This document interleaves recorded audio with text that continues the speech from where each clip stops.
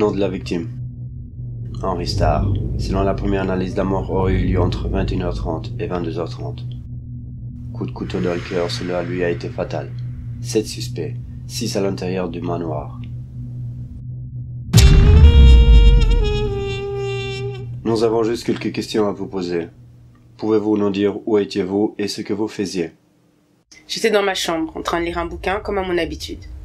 Pouvez-vous nous confirmer que personne n'est rentré-sorti de la maison à ce moment? Si quelqu'un s'était approché du manoir, l'alarme aurait retenti. Nous n'acceptons personne dans ces zones-là. Les règles sont strictes ici. Le manque de discipline est une porte ouverte à la bêtise et au désordre. J'entends bien, mais est-ce que vous êtes sûr que l'alarme était bien mise à ce moment-là? L'alarme s'active automatiquement à 21h. Cela a toujours été le cas, et cela depuis que Joey l'a installé. Je vois. Parle-moi un petit peu d'Henry. Quel genre de personne c'était? Une personne respectable et respectée. Il avait ses idées et ne les a jamais lâchées. Que ce soit dans la vie de tous les jours ou dans l'entreprise. L'entreprise? Star Industries, maison de disques aux multiples disques diamants. Henry en était le CEO, placé là par notre père. Bien sûr, l'entreprise était déjà bien établie quand il en a pris la tête. On ne peut pas dire qu'il ait fait grand-chose depuis qu'il est chef. Tout ce qu'il a fait, c'est profiter de revenus. Si je comprends bien, Monsieur Starr ne faisait pas grand-chose pour l'entreprise. Non, je ne dirais pas qu'il ne faisait rien. Mais clairement, comparé à son père et son frère, c'est sûr qu'il y avait un fossé au niveau des connaissances. Le but d'Henry, c'était d'écraser tout le monde et de profiter de son argent. Et cela, même s'il fallait blesser des personnes qui n'ont rien fait. C'est déjà arrivé? Vous savez, Henry, ce n'était pas un tendre. Je dirais même que c'était un putain de manipulateur. Les gens qui ont souffert par sa faute ne se comptent plus sur les doigts d'une main. C'est dur à dire, mais l'entreprise se portera mieux maintenant qu'il n'est plus là. Une personne plus compétente serait donc le bienvenu. D'ailleurs, si je comprends bien, c'est vous qui en êtes l'héritier? Oui, c'est bien moi. D'ailleurs, comme je suis son seul fils, je suis censé récupérer le tout. L'entreprise et la maison. Mais mon oncle Jerry ne le voit pas de cette manière. qu'est-ce que vous voulez dire par là? Il dit qu'il veut récupérer son dû. Que l'entreprise lui a été arrachée par mon père, mais c'est tout ce qu'il est jaloux. Tous ses plans sont tombés à l'eau le jour où mon père a prouvé qu'il était meilleur que lui pour mener l'entreprise. Meilleur que moi? Je suis l'aîné, il est donc normal que j'hérite de l'entreprise. J'ai toujours été auprès de notre père lorsqu'il travaillait. Je connais l'entreprise mieux que personne. Vous devriez plutôt demander qu'est-ce qu'il faisait le jour du meurtre. J'étais dans le salon avec Arsène. Il était 21h. Êtes-vous sûr de l'heure? Oui, je m'en rappelle parce que c'était le début du match. On l'attendait depuis un moment. La Ligue des Champions. Le plus gros match de la saison. On avait commencé la première mi-temps ensemble. Et puis Joe s'est levé, il est parti. Et jamais je ne l'ai revu. Comment vous avez appris la mort de Monsieur Starr? Quand la gouvernante est rentrée dans le salon, elle avait l'air paniquée. Elle a couru directement vers le téléphone. Elle avait du mal à composer les numéros. Je dois admettre que son état d'esprit m'intéressait peu, jusqu'au moment où j'ai entendu les nouvelles. À ce moment-là, j'ai directement pensé à Henry, et aux récentes disputes qu'il a eues avec sa famille. Et vous pensez que quelqu'un pourrait avoir une raison pour tuer Monsieur Starr? Tout le monde avait une raison pour tuer Henry. Il était si méchant, il ne pensait qu'à lui. Tout le monde voulait qu'il disparaisse. Vous y compris? Je n'ai aucune raison de le faire. Ce n'est pas ce que Madame Starr nous a dit. Qu'est-ce qu'elle a osé dire? C'est une traînée qui fait un travail médiocre et qui ne mérite pas toute l'hospitalité que l'on lui donne. Je ne comprends pas pourquoi il l'a gardée près de notre couple. Oh, bien sûr que si, elle le sait. Elisabeth et Cindy sont de grandes rivales. Et ça, depuis des années. Ce n'est pas étonnant, puisque Cindy était le premier amour d'Henry. Et en plus de ça, Elisabeth a appris que Joey est le fils de Cindy, et non son enfant biologique. C'est une nouvelle qui pourrait pousser n'importe qui à tuer quelqu'un, non? Et vous pensez qu'elle l'aurait fait? Ça ne m'étonnerait pas, mais ce n'est pas la seule personne. Qu'est-ce que vous voulez dire par là? J'ai surpris une discussion entre Jerry et Arsène il y a quelques jours. Je n'ai pas entendu toute la discussion, mais ça parlait de remplacer mon père. Ça n'a pas l'air de déranger. Ça ne le dérange pas parce qu'il était fâché contre son père. Et ça se comprend. Et pour quelle raison était-il fâché? On a appris récemment qu'Henry allait le retirer de l'héritage. Ajoutez à ça l'ultimatum d'ordre de quitter le manoir. Comment ne pas être en colère? Y avait-il d'autres personnes qui pouvaient lui en vouloir? Jerry, bien sûr. Enfin, lui et Elisabeth ont dû vouloir récupérer l'héritage. D'ailleurs, je pense que c'est pour ça que Joe s'est fait écarter. Jerry avait tout prévu. Quand on y pense, c'est pas sorcier. Elisabeth savait où se trouve le couteau, et Jerry aurait pu le prendre sans éveiller soupçon. Après tout, c'était le frère aîné. Je ne pense pas que Henry aurait eu un doute à voir son grand frère se trimballer dans la pièce avec le couteau de famille. Encore une fois, ça ne m'étonnerait pas. Je dirais même que c'est très probable. Mais Arsène n'est pas tout blanc non plus. Il convoite depuis un moment Elisabeth. Il était même hyper jaloux d'Henri. Il le détestait. Ce qui est normal, puisqu'Henri avait viré son père de l'entreprise. Le père d'Arsène l'avait extrêmement mal vécu. Le lendemain, on avait appris qu'il s'était suicidé. Alors, prendre la décision de tuer Henri ne devait pas être simple pour Arsène. Mais une fois qu'il a eu le couteau en main, j'imagine que la colère a pu monter d'un coup et qu'à cet instant, dans un état de rage dans lequel il a pu être à ce moment-là, il a effectivement pu tuer Henri. Pierre l'a tué. Mon père le couvrait et il lui faisait chanter. C'est pour ça qu'il n'a jamais quitté l'entreprise. Mon père le tenait et il le prenait tout. C'est comme ça qu'on a eu un si bel endroit pour vivre. Mon père s'amusait avec lui. Il a déjà fait de la prison et il ne veut pas y retourner. Mais je n'aurais jamais cru qu'il aurait tué mon père avec le couteau qu'il m'avait emprunté. Cindy ne fait pas vraiment partie de la famille. En plus de ça, elle ne cessait de se plaindre de la manière dont Henri la traitait. Elle ne nous a jamais aimés. Elle l'a sûrement drogué pour le poignarder plus facilement. On aurait dû s'en débarrasser il y a longtemps. Elle ne sème que malédiction. Elisabeth et moi étions les seuls à avoir l'accès au bureau quand Henri s'enfermait là-bas. J'étais dans la cuisine à préparer le thé.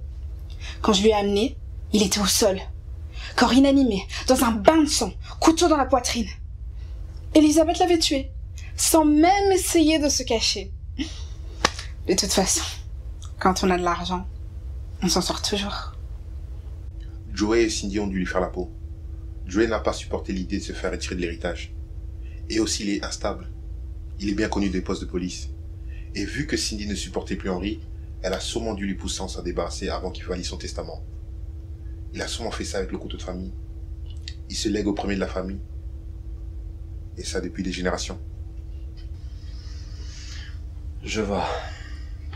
Quand nous sommes arrivés, il y avait une personne dans le jardin. Ça ne me dit rien. Vous ne voyez pas de qui je parle. Pas très grand, carrure moyenne. On se le pète. Ah, vous parlez du jardinier. Comment il s'appelle, lui Vous parlez de Jeffrey? Le mec du nettoyage? Il s'appelle Malik, je crois. Un autre esclave de mon père. Je n'ai pas souvenir de quand est-ce qu'il est arrivé. Il s'occupe de réparer ce qui est cassé, de faire les courses, ce genre de choses. J'avais même oublié qu'il existait, lui. Faut dire qu'il se fait très discret. À vrai dire, personne ne sait vraiment qui c'est. Je pensais que c'est lui. Pouvez-vous nous donner votre nom et ce que vous faites ici? Ilyes Bayek, je suis l'agent d'entretien de la maison. Je m'occupe pas du nettoyage, mais je tourne le gazon, j'envoie les colis, lettres, je sors les chiens, etc. Que faisiez-vous entre 21h et 22h30? Je n'ai pas l'heure exacte, mais vers 21h, Henri est allé travailler, comme à son habitude. Alors j'en ai profité pour aller dehors, respirer, avant d'être utilisé. Utilisé? Comme un objet. C'est comme ça qu'on est traité ici. C'est comme ça que je suis traité ici. Personne ne respecte les gens pauvres. Comment avez-vous connu Monsieur Starr? J'ai travaillé pour Star Industries, puis Henri a estimé que mon groupe ne vendait plus assez par rapport à la renommée de l'industrie. Donc il nous a mis dehors. Et j'avais plus un sou. Henri le savait très bien. Donc il m'a proposé de travailler pour lui et sa famille. Pourquoi êtes-vous le seul membre à être gardé par Monsieur Henry? Vous avez des compétences particulières en entretien? Je n'ai pas été engagé pour mes compétences. J'ai été engagé pour être contrôlé. Par peur que je ne divulgue certains secrets que j'aurai sur lui. Quel genre de secret? Des secrets qu'il cache à sa famille.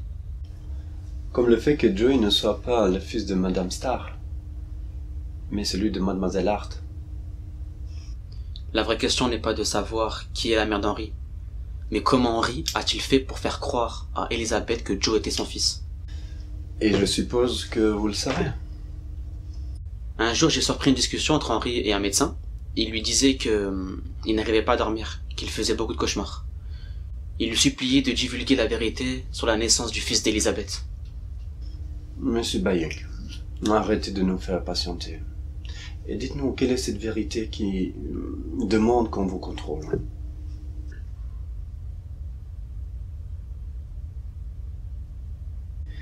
Désolé de vous avoir fait venir si tard, mais nous sommes face à une situation assez délicate. Ne vous inquiétez pas, je suis déjà au courant.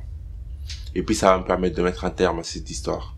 Pouvez-vous nous expliquer qu'est-ce qui s'est passé le jour de l'accouchement de Madame Starr? Je vais essayer de faire court. Ça a commencé en après-midi. Monsieur Stark est venu déposer une femme enceinte. C'était Madame Hart. Elle avait de grosses contractions, ouais. Il est resté une dizaine de minutes sur son téléphone et a ensuite dit qu'il devait s'en aller. Quelques heures plus tard, il est revenu. Cette fois-ci avec sa vraie femme, Madame Stark. L'incompréhension était déjà tellement grande, mais quand vous savez à qui vous avez affaire, vous la fermez très rapidement. L'accouchement de Madame Stark s'annonçait compliqué, avec de grands risques de mort pour l'enfant. De son côté, Madame Hart avait déjà accouché, et une dispute éclata entre Madame Hart et Monsieur Stark. Je ne peux pas vous dire avec exactitude ce qui s'est dit, mais une chose est sûre, Madame Hart ne voulait pas garder l'enfant. Non. Quelques heures plus tard, Madame Stark accoucha. Elle était exténuée, elle s'est directement évanouie. Le nouveau-né, lui, n'a pas survécu. Je vous laisse deviner la suite. Monsieur Starr a interverti les enfants à la naissance. Je comprends mieux pourquoi cette rivalité. Je suppose que c'est vous qui lui avez dit que l'enfant n'était pas le sien. Ce secret était trop lourd à porter. Je n'étais qu'un étudiant à l'époque. Je n'avais pas mon mot à dire. En tout cas, je vous ai dit tout ce que je savais. Vous pensez que l'une des deux l'aurait tué? Il y a de grandes chances en tout cas. Mais on va réfléchir à tout ça. Merci d'être venu. J'ai encore une question. Pourquoi Madame Hart ou Madame Starr aurait attendu tout ce temps pour mettre fin à la vie de Monsieur Starr? En voilà une bonne question. Ok, je prends comme ça. C'était long, mais on a fini par y arriver.